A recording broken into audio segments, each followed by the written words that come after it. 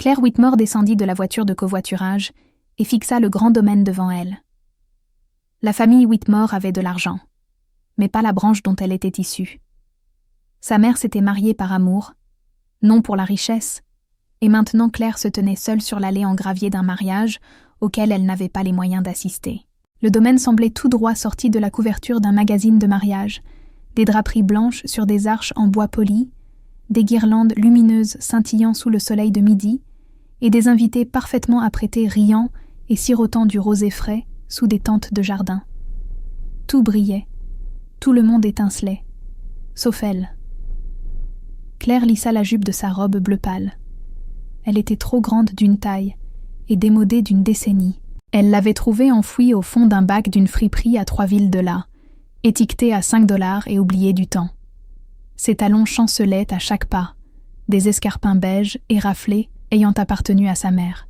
Elle savait qu'elle détonnait. Sa robe était déplacée. Son maquillage était déplacé. Même son sourire semblait déplacé. Mais elle avait promis à Sarah, sa cousine, qu'elle serait là. Elles avaient été meilleures amies d'enfance autrefois, jouant à cache-cache lors des pique-niques familiaux et se faisant des tresses lors des soirées pyjama. C'était avant que la vie ne prenne un autre tournant, avant l'incendie, avant les séances de thérapie et les avis d'expulsion, avant que Claire n'apprenne qu'on peut survivre à presque tout, sauf à l'indifférence. En marchant sur le gravier, elle sentit les regards comme des piqûres de moustiques. Petits, constants, mordants. « C'est Claire ?» murmura quelqu'un. « Oh mon Dieu, cette robe, elle l'a empruntée à une chorale ?» ricana une femme derrière son verre de vin. « Elle est venue seule, la pauvre !» Claire continua de marcher, un pas après l'autre. « Ne te retourne pas, ne pleure pas. Tu as survécu à pire. » Sous la tente, la foule grossissait. Des guirlandes de lumière dorée se croisaient au-dessus des invités assis à des tables ornées d'orchidées et de menus gravés. Les serveurs flottaient comme des ballerines avec leurs plateaux d'amuse-bouche. Claire serrait son sac contre elle, l'une des dernières choses qu'elle n'avait pas dû vendre. Elle aperçut Sarah de l'autre côté de la salle, radieuse dans sa robe, riant aux côtés de son nouveau mari. Leurs regards se croisèrent un instant, et Sarah lui adressa un sourire bref, gentil, mais distrait. Claire fit un signe de la main. Il lui sembla insignifiant. Elle trouva une place au fond, à côté d'une chaise vide, et d'un couple trop absorbé l'un par l'autre pour la remarquer. Elle s'assit en silence, tentant de disparaître. La musique s'intensifia. Les toasts commencèrent. Et les rires ne cessèrent jamais.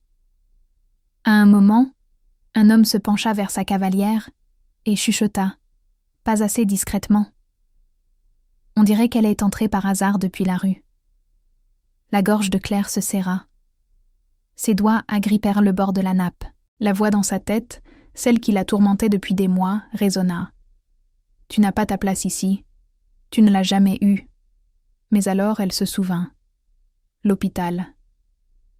Cette nuit glaciale de janvier où l'infirmière avait doucement posé les papiers de sortie dans sa main et lui avait dit « Tu es plus forte que tu ne le crois, Claire. » Elle était sortie de ce service psychiatrique après 6 jours de silence, ne portant qu'un sac en papier contenant ses affaires et une once de détermination. Cette once l'avait menée jusqu'ici. Elle l'avait menée là. Maintenant, alors que la musique de mariage passait à un tempo plus lent et que les couples glissaient sur la piste de danse, Claire se leva, lentement, en silence. Elle se dirigea vers le bord du jardin, là où il y avait moins de monde, où l'air n'était pas si lourd de jugement. Elle se retrouva près d'un vieil homme sur un banc, quelqu'un qu'elle reconnut vaguement comme le grand-père de la mariée. Il la regarda avec bienveillance. « Tu ne danses pas ?» Claire secoua la tête. « Pas ce soir. »« C'est drôle, » dit-il en tapotant le banc à côté de lui. « La plupart des gens viennent ici pour célébrer. Toi, on dirait que tu es venue pour pleurer. » Claire s'assit. Un moment, elle resta silencieuse. Puis, sa voix vint, petite et fragile. J'ai perdu beaucoup cette année. Mes parents, ils sont morts dans un incendie l'été dernier. Mon travail m'a laissé partir après que j'ai pris trop de congés pour me remettre. Et l'homme que j'allais épouser, il n'a pas pu supporter la version brisée de moi. Le vieil homme hocha lentement la tête. Et pourtant, tu es là. J'ai promis à Sarah. Elle a toujours été gentille avec moi. Je ne pouvais pas la décevoir. Il sourit, les yeux pétillants. C'est une force rare. Claire détourna les yeux, embarrassée. Les gens pensent que je suis venue pour attirer l'attention ou pour qu'on me plaigne. Il se pencha, la voix basse et posée. Qu'ils pensent ce qu'ils veulent. Les gens pensent toujours. Mais tu es venu alors qu'il aurait été plus facile de disparaître. Ça, ils ne le comprendront jamais. Pour la première fois de la soirée, Claire sentit sa poitrine se desserrer. Elle n'était pas là pour être approuvée. Elle était là parce qu'elle avait survécu. Parce que, malgré tout, elle avait encore un cœur assez grand pour tenir ses promesses. Et bientôt, ce cœur l'amènerait vers quelque chose d'inattendu. Un choix, un moment. Une révolution silencieuse qui réécrirait l'histoire qu'on avait écrite à son sujet. Elle n'était pas la fille avec la mauvaise robe. Elle était la femme que personne n'avait vue venir. Claire retourna sous la tente juste au moment où le dîner était servi. Elle baissa les yeux, naviguant entre les tables pleines de rires, de verres qui s'entrechoquaient, et du grondement sourd d'une société polie qui se félicitait elle-même. Elle prit place discrètement, encore une fois à la périphérie, à une table de parents éloignés qu'elle connaissait à peine. « Claire, c'est bien ça ?» demanda une femme en face d'elle, sa voix sucrée dissimulant à peine le mépris. Son badge indiquait Tori Langston, une belle-sœur d'une certaine manière, trop apprêtée dans une robe noire à paillettes qui scintillait à chaque faux sourire. Claire acquiesça. « Oui. » Tori la détailla du regard, les lèvres en un demi-rictus. C'est si courageux de porter quelque chose de vintage. C'est charmant. Quelqu'un à côté d'elle étouffa un rire dans son verre de vin. Claire esquissa un sourire poli, mais ses oreilles chauffaient. La robe n'avait pas d'importance. Elle se le rappela encore. Ce n'était pas à propos de la robe. C'était à propos d'être présente. Un serveur apparut à côté d'elle, posant une délicate assiette de magret de canard, avec réduction de canneberge et asperges miniatures. L'estomac de Claire se tordit. Elle n'avait rien mangé de la journée, mais maintenant elle n'avait plus faim. Au fil de la soirée, le schéma se répéta. Des banalités polies qui ne l'étaient pas. Des compliments qui étaient des lames. Des femmes qui se penchaient à travers les tables pour bénir son cœur, tandis que leurs yeux disaient tout autre chose. Des hommes avec des regards qui s'attardaient trop longtemps, non pas par désir, mais par curiosité, comme s'ils tentèrent de résoudre l'énigme de son échec. Le jugement n'était pas bruyant. Il se trouvait dans les silences entre les conversations quand les autres se détournaient légèrement, dans le fait que personne ne l'invitait à danser, que son nom disparaissait des phrases avant d'atteindre l'autre bout de la table. Claire buvait de l'eau, pas du vin. Sa main tremblait légèrement. Sa mère lui manquait le plus dans ces moments-là. Sa mère qui lui murmurait « Si tu entres comme si tu avais ta place, personne ne la remettra en question. Mais si tu ne te sens pas à ta place, ça, personne ne te l'avait jamais dit. » Claire croisa de nouveau le regard de Sarah de l'autre côté de la pièce. Sa cousine fit un petit geste de la main, toujours occupée, toujours radieuse, toujours inaccessible. Et c'était bien. Claire n'était pas venue pour être sauvée. Elle était venue pour prouver, à elle-même plus qu'à quiconque, qu'elle pouvait être présente. Les guirlandes au-dessus d'elle clignotèrent doucement, alors que l'orchestre de mariage entamait un air familier.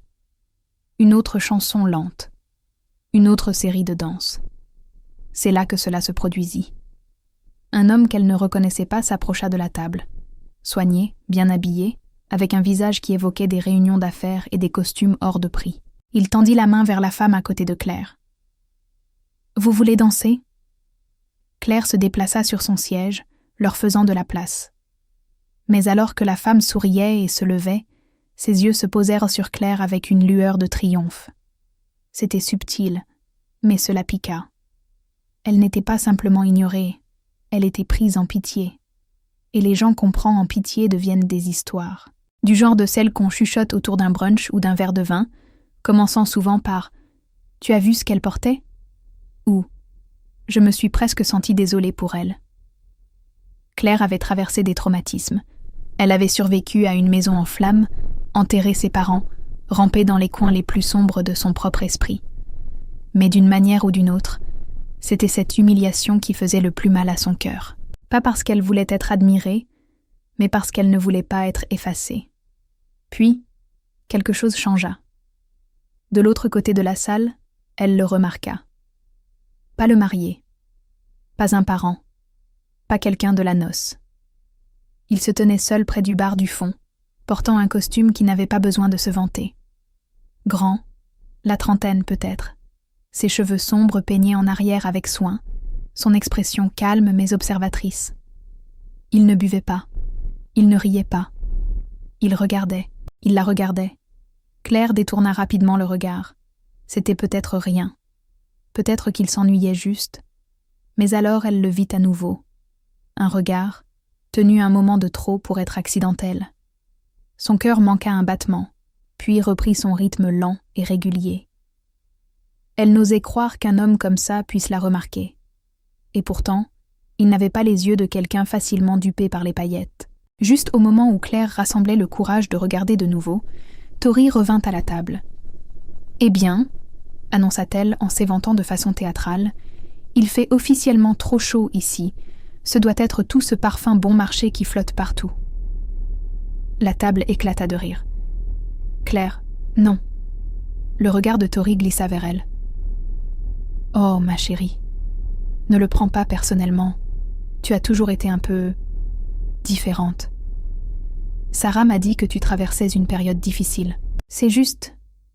Peut-être qu'à la prochaine, essaie de ne pas en avoir l'air. » La mâchoire de Claire se contracta. Elle aurait dû rester silencieuse. Elle aurait dû laisser passer. Mais quelque chose en elle se brisa. Pas la partie fragile. Pas la partie épuisée. La partie qui se souvenait de qui elle était avant l'incendie. Avant l'homme qui l'avait quittée, avant que la pitié ne devienne son seul parfum. Elle se leva. Pas précipitamment, pas dramatiquement. Juste, elle se leva. Tori cligna des yeux. « Tu t'en vas ?»« Non, » dit Claire calmement, sa voix portée juste assez pour être entendue par les tables alentours. « Je vais faire ce que tu n'as jamais pu faire. »« Quoi donc ?» Claire sourit, sans amertume, sans colère, juste avec résolution. Garder ma dignité. Et elle partit, au-delà des rires, au-delà des chuchotements, au-delà des hommes qui pensaient que son silence signifiait honte. Elle ne savait pas encore où ses pas l'amèneraient. Pas encore. Mais une paire d'yeux sombres suivait chacun de ses mouvements, et il n'avait pas ri une seule fois. Claire sortit dans l'air frais du soir, ses mains tremblant légèrement alors qu'elle s'appuyait sur la petite rambarde au bord de la terrasse du jardin. Au-delà de la clôture blanche en treillis, des lucioles clignotaient paresseusement au-dessus de l'herbe, et la lune commençait sa montée silencieuse. Les sons de verre qui s'entrechoquaient, et les rires lointains, s'estompèrent derrière elle, comme un souvenir qu'elle ne voulait pas porter. Elle inspira profondément. Le poids de la soirée pesait lourd. Pas seulement les insultes, pas seulement les regards. C'était l'aboutissement d'années de blessures invisibles et de douleurs tues.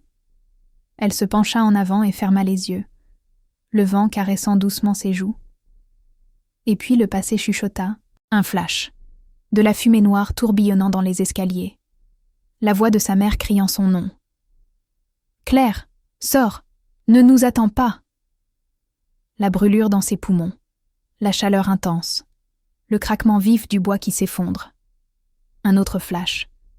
L'hôpital, stérile et silencieux. Une infirmière lui tendant doucement un sac. « Prends ton temps. Tu as traversé beaucoup. » Encore un. Jason, debout dans l'entrée de leur appartement, l'expression froide. Je ne peux plus faire ça, Claire. Tu n'es plus la même. Je ne sais même plus qui tu es maintenant. Elle avait supplié. Une fois. Juste une fois. Puis elle avait arrêté. Elle ne supplierait plus jamais pour de l'amour, pas après avoir survécu à la mort. Claire ouvrit les yeux et cligna plusieurs fois. « Tu n'es plus cette fille, » se dit-elle. « Tu es la femme qui est venue quand même. » Elle tourna son regard vers le lieu, observant le flou des mouvements derrière les fenêtres. Elle ne les haïssait pas, même pas Tori. Le monde avait toujours récompensé les apparences. Ce qui comptait, c'était ce qu'elle ferait ensuite. « Belle nuit », dit une voix derrière elle. Elle se retourna. C'était lui, l'homme du bar du fond. De près, il était encore plus frappant. Pas seulement par son apparence, mais par son calme. Le genre de calme qui vient d'une présence totale. Ses mains étaient dans ses poches, ses épaules détendues, mais ses yeux, il soutenait les siens sans hésitation. « Je suis désolé », ajouta-t-il, faisant un petit pas en avant. « Je ne voulais pas te surprendre. »« Tu ne l'as pas fait. » Sa voix était douce, méfiante, mais pas froide. Il esquissa un léger sourire. « Tant mieux. » Un moment passa. « J'ai vu ce qui s'est passé à la table, » dit-il. « Tu as réagi mieux que la plupart. » Claire haussa les épaules, soudainement gênée. « Ce n'est pas la première fois qu'on me parle de haut, et ce ne sera pas la dernière. Mais tu n'as pas laissé ça te définir, » dit-il. « Tu es partie. » Elle inclina la tête. « Pourquoi tu regardais ?» Il ne broncha pas. « Parce que je t'ai remarqué en entrant. Pas à cause de ta robe, ou quoi que ce soit de ce genre. Tu avais l'air de porter quelque chose de lourd. Et malgré tout, tu es entrée la tête haute. Ça m'a marqué. » Claire l'étudia. Il ne la flattait pas. Il disait juste la vérité. « Je suis Ethan », ajouta-t-il en tendant la main. Elle hésita, puis la serra. « Claire, tu ne sembles pas être là pour faire la fête, » dit-il. « Je ne le suis pas, » admit-elle. « Je suis là pour Sarah. On a grandi ensemble. On ne se voit plus beaucoup depuis des années. Mais la famille, c'est la famille. » Il hocha la tête pensivement. « Je comprends. » Une brise passa entre eux, et Claire se sentit respirer un peu plus facilement. « Et toi ?» demanda-t-elle. « Tu n'avais pas l'air d'apprécier la fête non plus. »« Je suis un ami du marié, » répondit Ethan. « Une vieille relation d'affaires. J'ai failli ne pas venir.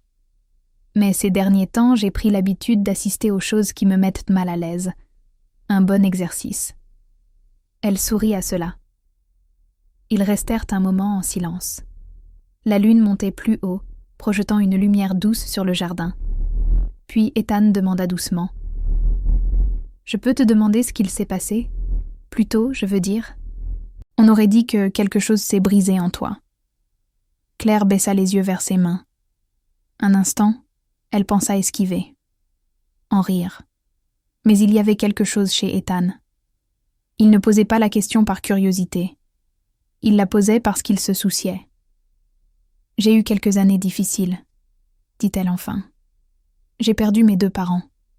Incendie domestique. Ça a tout changé. J'étais fiancée. Il est parti. Et le chagrin ne m'a pas frappé d'un coup. Il est venu par vagues, longues, étouffantes. J'ai arrêté de travailler, de dormir. J'ai commencé à croire que je ne valais plus la peine qu'on se présente pour moi. » Ethan ne l'interrompit pas. Son silence était doux, rassurant. Claire poursuivit, sa voix plus stable maintenant. « J'essaye de remonter la pente. Ce n'est pas linéaire. Il y a encore des mauvais jours. Mais j'avais promis à Sarah, il y a des années, que je serais à son mariage. Alors me voilà, dans une robe à $5 et les seuls talons que je pouvais me permettre. J'essaie de garder la tête hors de l'eau pendant que tout le monde nage dans le champagne. » Il expira lentement. « C'est la chose la plus honnête que j'ai entendue aujourd'hui. » Elle leva les yeux. « Ça ne te fait pas fuir ?» Ethan sourit, sincère. Non. Au contraire, ça me donne envie de mieux te connaître. Une chaleur étrange naquit dans la poitrine de Claire. Pas de la romance, pas encore, mais quelque chose d'humain, de réparateur. Ils restèrent côte à côte dans le silence, observant les invités à l'intérieur se balancer au rythme d'une chanson lente. « Je devrais rentrer », murmura Claire finalement. « Tu devrais », dit Ethan. « Pas pour eux, pour toi. » Elle acquiesça. Et ensemble, ils retournèrent vers la lumière, non pas comme un couple, non pas comme une fin de conte de fées, mais comme deux personnes qui s'étaient vues alors que personne d'autre ne les voyait. Et ce fut le début de tout ce qui allait changer. La réception était entrée dans son dernier rythme, plus chaotique. Ce moment de la soirée où le champagne déliait les langues, les talons étaient retirés et le DJ échangeait les quatuors à cordes contre des tubes des années 2000.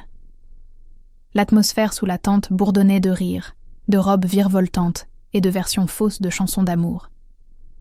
Claire rentra avec Ethan à ses côtés, incertaine de ce que le reste de la nuit lui réservait, mais elle se sentait différente. Pas à cause d'un compliment, ou d'un regard, ou même de la promesse de quelque chose de nouveau, mais parce que, pour la première fois, quelqu'un l'avait vue sans jugement. Juste elle. Et cela lui rappela qu'elle était encore entière, même si un peu fissurée. Ils se tenaient près de la table des desserts, regardant les invités danser et discuter comme de vieux amis, le rythme de la fête les enveloppant peu à peu. Claire ne ressentait pas le besoin de danser. Elle ne ressentait plus le besoin de prouver quoi que ce soit. « Tu veux du gâteau ?» demanda Ethan avec un léger sourire. « Je pense que je l'ai mérité », répondit Claire, lui rendant son sourire. Elle attrapa une assiette et choisit une part de gâteau à la vanille, avec un fourrage à la framboise. Dès que le glaçage sucré toucha ses lèvres, quelque chose en elle se détendit. Mais juste au moment où elle savourait une deuxième bouchée, une voix coupa à travers la salle. « Excusez-moi, puis-je avoir votre attention un instant ?» C'était Tori, debout au centre de la scène avec un micro en main, un bras enroulé autour de celui de son mari et un sourire forcé, étiré à l'extrême. « Je voulais juste dire quelques mots, » annonça-t-elle, sa voix sirupeuse et théâtrale. « Sarah, tu es absolument magnifique, une vraie vision. Et Michael, eh bien, tu as de la chance qu'elle ait dit oui. » Des rires suivirent.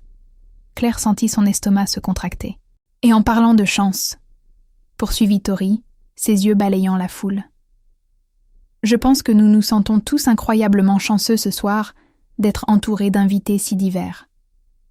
Quelques vieux amis, quelques nouveaux visages, et même quelques surprises. » Un silence. Puis, « Je veux dire, qui aurait cru que la mode de friperie ferait un retour aussi audacieux ? » Les rires, cette fois, étaient plus faibles. Quelques halètements, quelques ricanements, des gens se tortillant sur leurs sièges. Mais tout le monde savait de qui elle parlait. Claire se figea. Son visage devint brûlant.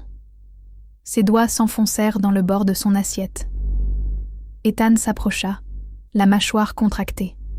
« Ne fais rien », chuchota Claire, sentant son envie de confronter Tori. « Pas encore. » Tori rit comme si tout cela était inoffensif. « Je plaisante, bien sûr. On sait tous que les mariages révèlent le meilleur, et le plus intéressant de chacun. » Claire inspira lentement, puis encore. Son cœur battait vite. Pas de honte, mais de choix. Elle pouvait rester assise. Elle pouvait laisser passer ce moment. Mais quelque chose monta en elle. Une voix calme, pas vengeresse, pas amère, puissante. Elle posa son assiette doucement et marcha vers le centre de la tente. La musique s'était arrêtée. Tous les regards la suivaient. Elle monta sur la petite estrade à côté de Tori. Le micro était encore dans la main de cette dernière, mais Claire ne le demanda pas. Elle se tourna simplement vers la salle, sa voix résonnant avec une grâce posée. « Tu as raison, » dit-elle calmement. « Les mariages révèlent la vérité chez les gens. » Le sourire de Tori vacilla. Claire regarda la foule, sans colère, mais avec honnêteté. « Je suis venue ce soir dans une robe à $5. Je suis venue sans cavalier, sans sac griffé, et sans personne pour garantir ma valeur. Et dès mon arrivée, on me l'a rappelé, encore et encore, dans les murmures, dans les regards, dans les plaisanteries. La salle était désormais silencieuse. Mais ce que vous ne savez pas, continua Claire, c'est que cette robe m'a accompagnée pendant l'année la plus difficile de ma vie. Je la portais le jour où je suis entrée pour la première fois en thérapie. Je la portais le jour où j'ai visité les cendres de la maison de mes parents. Je la portais le jour où j'ai dit au revoir à quelqu'un qui m'a dit que j'étais trop brisée pour être aimée. Sa voix ne trembla pas. Elle s'éleva. Je suis venue ici parce que j'avais fait une promesse à ma cousine, parce que je crois que la famille signifie se présenter, même quand ça fait mal. Je la portais le jour où je suis entrée pour la première fois en thérapie. Je la portais le jour où j'ai visité les cendres de la maison de mes parents. Je la portais le jour où j'ai dit au revoir à quelqu'un qui m'a dit que j'étais trop brisée pour être aimée. Sa voix ne trembla pas. Elle s'éleva. Je suis venue ici parce que j'avais fait une promesse à ma cousine, parce que je crois que la famille signifie se présenter, même quand ça fait mal. Même quand on n'est pas accueilli à bras ouverts. Elle se tourna maintenant vers Tori. Pas avec de la rage, mais avec clarté. Tu as essayé de m'humilier. Mais la vérité, c'est que tu t'es seulement révélée. Parce que la gentillesse ne se mesure pas en robe ou en couvert doré. Elle se mesure à la manière dont nous traitons les gens quand on pense que personne d'important ne regarde. L'attente était figée. Aucun rire maintenant. Aucun murmure. Claire hocha une fois la tête, puis descendit de l'estrade. En passant devant Ethan, il la regarda comme si elle était faite de feu et d'or. « Ça », murmura-t-il, « c'était extraordinaire. » Claire ne s'arrêta pas de marcher. Elle n'en avait pas besoin. Parce que les gens ne riaient non plus. Ils la regardaient, avec admiration, avec respect. En silence. Sarah se détacha de la foule et courut vers elle, les bras grands ouverts. « Claire » haleta-t-elle, la serrant dans une étreinte forte. « Je n'en avais aucune idée. Je suis désolée. J'aurais dû être là. »« Tu es là maintenant » murmura Claire. La musique reprit, plus douce cette fois. Les gens détournèrent les yeux, embarrassés. Certains s'approchèrent avec des excuses, d'autres avec une gratitude silencieuse, et certains, comme Tori, disparurent tout simplement. Plus tard dans la nuit, alors que la fête touchait à sa fin et que les étoiles s'étendèrent dans le ciel, Ethan accompagna Claire jusqu'à sa voiture. « Tu aurais pu laisser passer » dit-il doucement. « Tu n'étais pas obligée de parler ?» Elle sourit. « Non, je ne l'étais pas. Mais j'en avais besoin. » Il hocha la tête. « Pour ce que ça vaut... ce moment, tu ne t'es pas simplement défendu. Tu as rappelé à une pièce pleine de gens superficiels ce à quoi ressemble la vraie beauté. » Claire s'arrêta, sa main reposant sur la portière de la voiture. « Merci de m'avoir vue. »« Je ne pouvais pas ne pas te voir, » répondit-il. Et pour la première fois depuis très longtemps, Claire y crut. Pas parce qu'il l'avait dit, mais parce qu'elle l'avait déjà vu en elle-même. Le matin après le mariage arriva avec une clarté inattendue. Claire ouvrit les yeux dans la petite chambre de motel à l'extérieur de la ville, la lumière pâle filtrant à travers les rideaux fins. Pour la première fois depuis des mois, elle ne se réveilla pas avec le poids de l'angoisse sur la poitrine. Elle se sentait calme, stable. La nuit se rejoua par fragments dans son esprit. La blague cruelle de Tori, le silence de la tante pendant qu'elle parlait, le flot de mots qu'elle n'aurait jamais cru prononcer à voix haute. Et puis, les applaudissements discrets, les étreintes, les regards stupéfaits, les yeux inébranlables d'Ethan, les bras de Sarah autour d'elle. Ce n'avait pas été une revanche. C'était une libération. Elle se leva, se passa de l'eau froide sur le visage et aperçut son reflet dans le miroir. Pas de maquillage, pas de bijoux, pas de coiffure élaborée. Juste elle, les yeux fatigués mais brillants, les lèvres retroussées dans une douce confiance. « Voilà qui je suis », pensa-t-elle. « Et c'est suffisant. » Claire fit sa valise, glissant la robe de friperie dans le petit sac. Elle la plia doucement, non par honte, mais par respect. Cette robe avait traversé le feu avec elle. Avant de partir, son téléphone vibra. Message de Sarah. « Et je sais qu'hier était intense, mais tu étais incroyable. Tout le monde en parle, dans le bon sens. On peut bruncher avant que tu partes ?» Claire sourit. Elle n'attendait rien de plus de Sarah. Cette étreinte aurait suffi. Mais l'invitation voulait dire quelque chose. Elle signifiait que le vent tournait. Elle arriva au café 15 minutes plus tard. C'était un endroit charmant dans le vieux quartier de la ville. Murs de briques, fenêtres baignées de soleil, odeur de café et de cannelle. Sarah l'attendait déjà, sa bague de mariage scintillant sous le soleil du matin. Elle se leva et prit Claire dans une autre étreinte, plus forte cette fois. « Tu as l'air tellement plus légère, » dit Sarah. « Je le ressens, » répondit Claire en s'installant sur la chaise. Elles commandèrent rapidement. Pancakes et thé pour Claire, omelette et espresso pour Sarah. « Écoute, » dit Sarah en joignant les mains. « Je te dois des excuses. J'aurais dû voir à quel point tu étais mal à l'aise. J'aurais dû dire quelque chose quand Tori a fait ses remarques. Je ne t'ai pas protégée. Et c'est ma faute. » Claire secoua la tête. « Tu avais un mariage à organiser. Et puis, j'avais besoin de me lever toute seule. » Sarah la regarda avec admiration. « Eh bien, tu ne t'es pas juste levée. Tu as pris ton envol. » Claire hésita. « Tu le penses vraiment ?» « Claire, » dit Sarah doucement, « tu as changé toute l'énergie de cette pièce. Tu as montré aux gens qui tu es, sans demander de pitié, sans mendier d'approbation. Tu as donné à chacun sous cette tente un miroir. Certains n'ont pas aimé ce qu'ils ont vu. » Claire expira.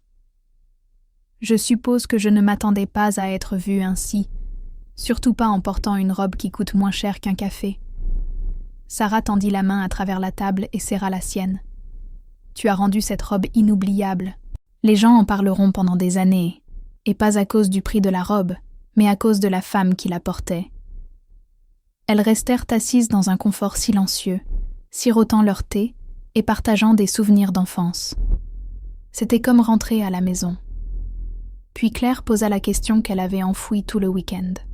« Tori, pourquoi elle me déteste autant ?» Sarah fronça les sourcils. « Honnêtement, par jalousie, je pense. Tu as toujours eu cette force tranquille. Même quand tout s'écroulait, même quand tu as tout perdu, tu ne cherchais pas à être validée. Tori vit pour être vue.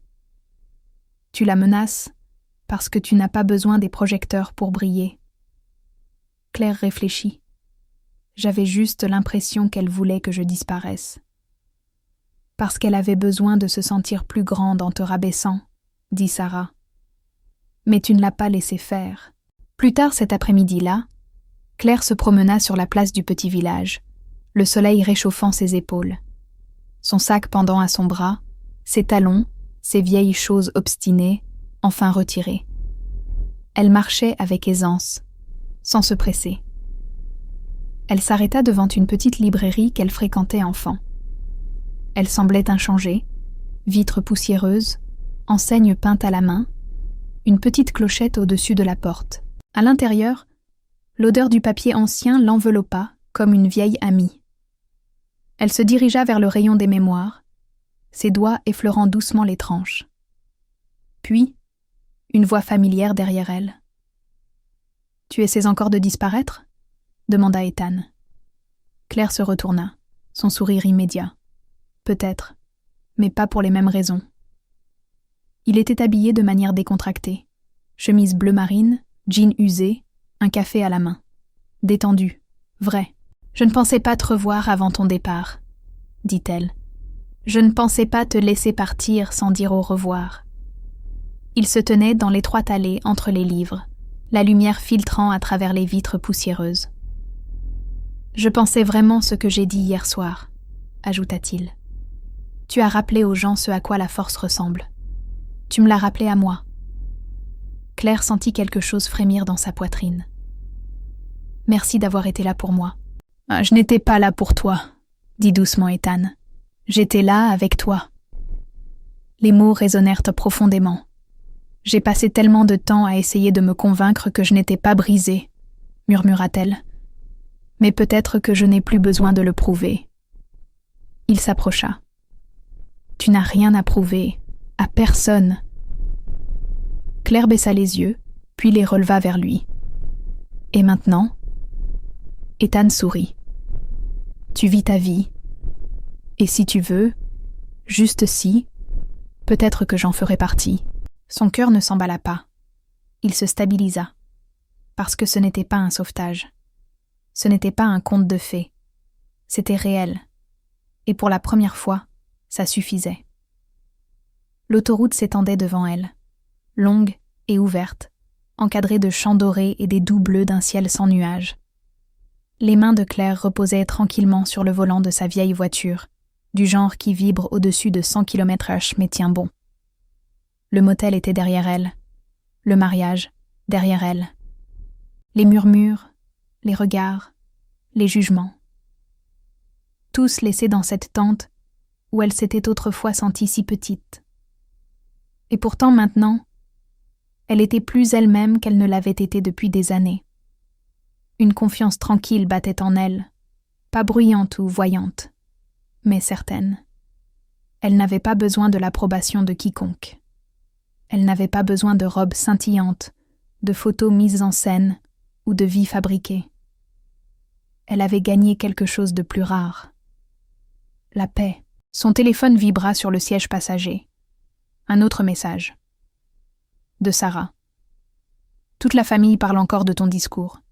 Tu étais inoubliable. Tori n'a pas reparu depuis. Et maman m'a demandé de te dire que tu es toujours la bienvenue à Noël. Plus jamais la chaise pliante dans le coin. Claire rit doucement et retint des larmes. La chaise pliante avait toujours été sa place lors des réunions de famille, coincée au bord de la pièce, près du couloir ou de la cuisine. Maintenant, elle avait une place à la vraie table. Pas parce qu'elle l'avait exigé, mais parce qu'elle l'avait mérité. À une aire de repos près d'un champ de tournesol, Claire s'arrêta et sortit de la voiture. Le vent jouait dans ses cheveux. Elle ferma les yeux, le soleil réchauffant sa peau. Les gens en parleront pendant des années, et pas à cause de ce qu'elle a coûté, mais à cause de la femme qui la portait. Elles restèrent assises dans un calme réconfortant, sirotant du thé et partageant des souvenirs d'enfance. Cela ressemblait à un retour à la maison. Puis Claire posa la question qu'elle avait refoulée tout le week-end. « Tori, pourquoi elle me déteste autant ?» Sarah fronça les sourcils. « Honnêtement, par jalousie, je pense.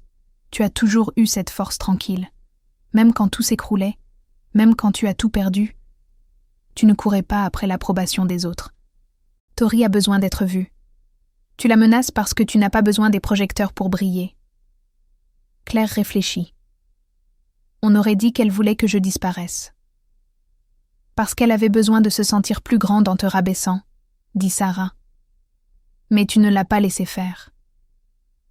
Plus tard cet après-midi-là, Claire se promena sur la place du petit village, le soleil réchauffant ses épaules, son sac pendant à un bras, et ses talons, ses vieilles chaussures tenaces, enfin, retirées.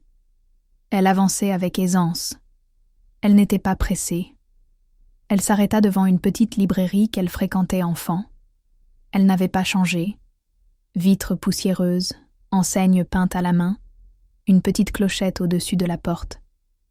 À l'intérieur, l'odeur du papier ancien l'enveloppa comme une vieille amie. Elle se dirigea vers le rayon des mémoires, ses doigts effleurant doucement les tranches. Puis, une voix familière derrière elle. « Tu essaies encore de disparaître ?» demanda Ethan. Claire se retourna, son sourire immédiat. « Peut-être, mais pas pour les mêmes raisons. » Il était habillé de manière décontractée aujourd'hui, chemise bleu marine, jeans usés, un café à la main. Détendu, authentique. « Je ne pensais pas te revoir avant ton départ, » dit-elle. « Je ne pensais pas te laisser partir sans dire au revoir. » Il se tenait dans l'allée étroite entre les livres, la lumière filtrant à travers les vitres poussiéreuses. « Je pensais vraiment ce que j'ai dit hier soir, » ajouta-t-il. « Tu as montré aux gens ce à quoi ressemble la force. Tu me l'as rappelé aussi. » Claire sentit quelque chose vibrer dans sa poitrine. « Merci d'avoir été là pour moi. »« Je n'étais pas là pour toi, » dit Ethan doucement. « J'étais là avec toi. » Les mots allèrent droit au cœur. « J'ai passé tellement de temps à essayer de me convaincre que je n'étais pas brisée, » murmura-t-elle. « Mais peut-être que je n'ai plus besoin de le prouver. » Il s'approcha. « Tu n'as rien à prouver, à personne. » Claire baissa les yeux, puis les releva vers lui. « Et maintenant ?» Ethan sourit.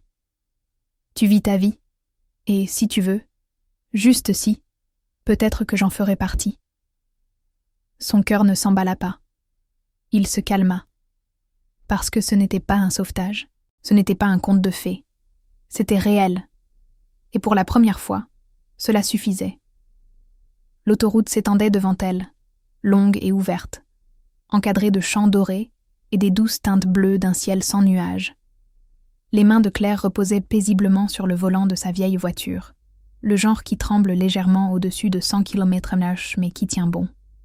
Son séjour au motel était derrière elle, le mariage, derrière elle, les murmures, les regards, les jugements, tous laissés dans cette tente où elle s'était un jour sentie si petite. Et pourtant, maintenant, elle était plus elle-même qu'elle ne l'avait été depuis des années. Une confiance tranquille pulsait en elle, pas bruyante ou voyante, mais certaine. Elle n'avait besoin de l'approbation de personne. Elle n'avait besoin ni de robes scintillantes, ni de photos soignées, ni de vies arrangées. Elle avait gagné quelque chose de plus rare. La paix. Son téléphone vibra sur le siège passager. Un autre message. De Sarah. Toute la famille parle encore de ton discours. Tu étais inoubliable. Tori n'a pas reparu depuis. Et maman m'a dit de te dire que tu es toujours la bienvenue à Noël. Plus jamais de chaise pliante dans le coin. Claire rit doucement et retint des larmes. La chaise pliante avait toujours été sa place lors des repas de famille, coincée au bord de la pièce, près du couloir ou de la cuisine. Maintenant, elle avait une place à la vraie table. Pas parce qu'elle l'avait exigé, mais parce qu'elle l'avait mérité. À une aire de repos près d'un champ de tournesol, Claire s'arrêta et sortit. Le vent jouait avec ses cheveux. Elle ferma les yeux, le soleil réchauffant sa peau. Si vous avez aimé cette vidéo, n'oubliez pas de vous abonner à la chaîne et de laisser une note de 1 à 10 dans les commentaires. Merci beaucoup.